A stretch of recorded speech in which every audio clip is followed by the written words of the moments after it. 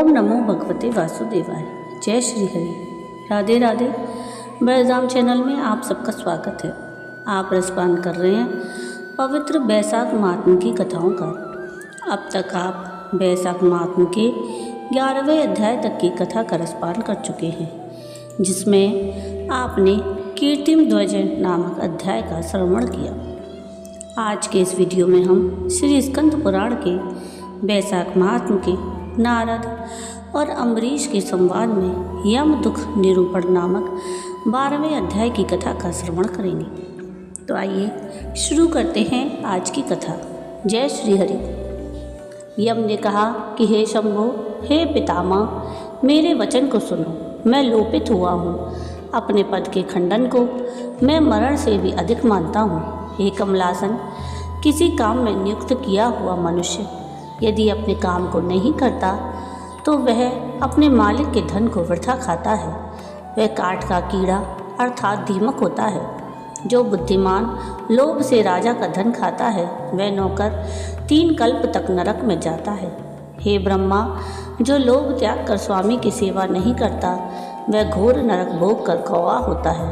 अपने कार्य में लीन होकर जो स्वामी के कार्य नष्ट करता है, वह पापात्मा 3 कल्प तक घर में चूहा होता है। जो नियोगी कार्य करने में समर्थ होकर भी प्रतिदिन अपने घर रहता है, वह मनुष्य बिलैया होता है। हे देव, आपकी आज्ञा से मैं धर्म से प्रजा का पालन करता हूँ। पुण्य करने वाले को पुण्य से और पाप करने वाले को पाप से।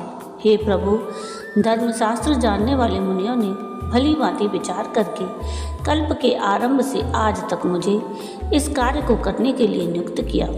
इस काम के करने में मैं अशक्य हूँ। कीर्तिमान राजा ने पृथ्वी पर आपकी नियुक्ति को तोड़ डाला।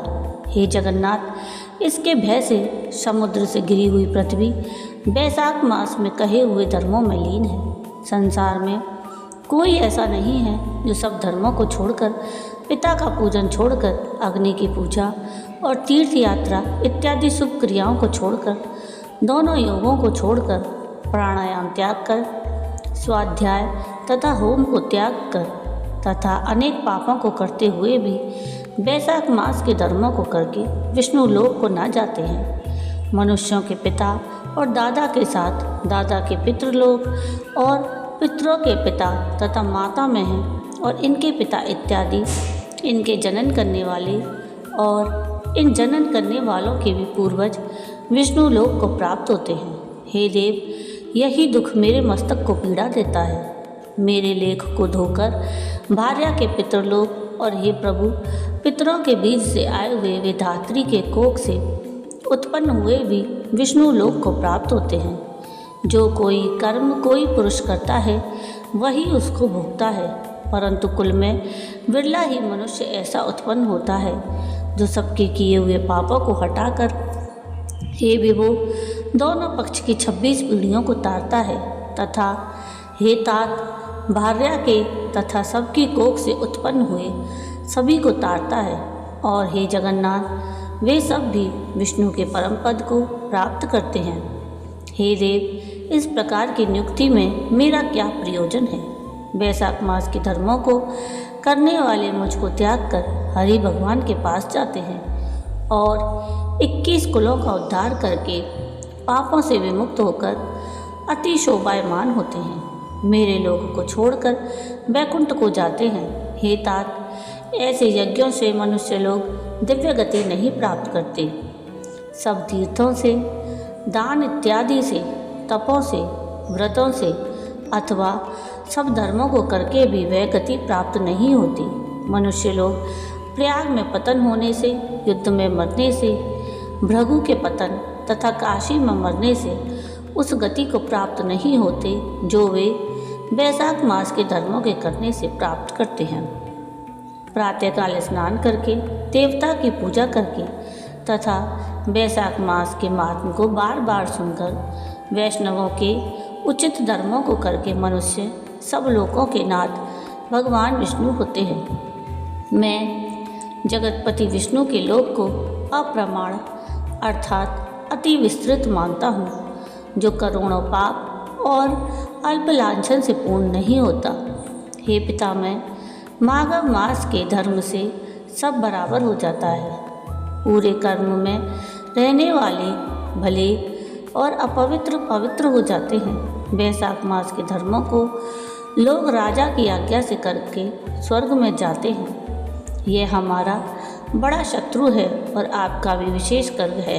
हे नाथ, आप इस राजा को संसार से हटा दीजिए। सब धर्मों को त्याग करके एक बार वैशाख महीने में स्नान करके, हे हरिवल्लभ, बिना संस्कार के लोग भी वैकुंठ को जाते हैं। केवल विष्णु के चरण का आश्रय करते हुए हम लोगों की उपेक्षा करते हैं। सबको यह राजा वैकुंठ में ले जाएगा, इसमें कोई संदेह नहीं है।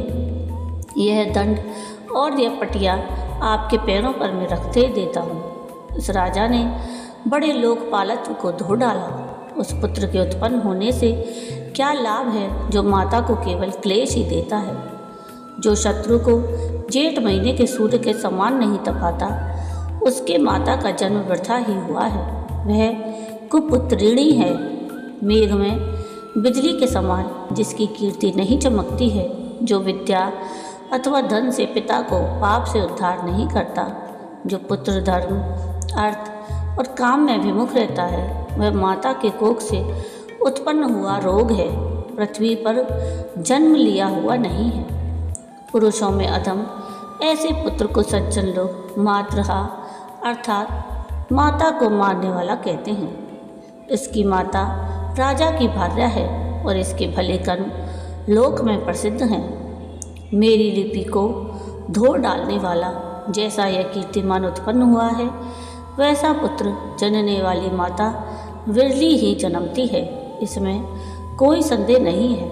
हे देव, किसी दूसरे क्षत्रिय ने ऐसा नहीं किया था। हे जगन्नाथ, पुराणों में भी पटिये का धुला जाना नहीं सुना गया था। हे जगतपति हरि भगवान, मैं तत्पर इस राजा को छोड़कर मैं किसी दूसरे को नहीं जानता, जिसने नगाड़ा पिटवाकर घोषणा करके हमारे मार्ग को रोक दिया है। श्री स्कंद पुराण के वैशाख महात्म के नारद और अम्बरीश के संवाद में यम दुख निरूपण नामक 12वां अध्याय समाप्त हुआ। जय श्री हरि।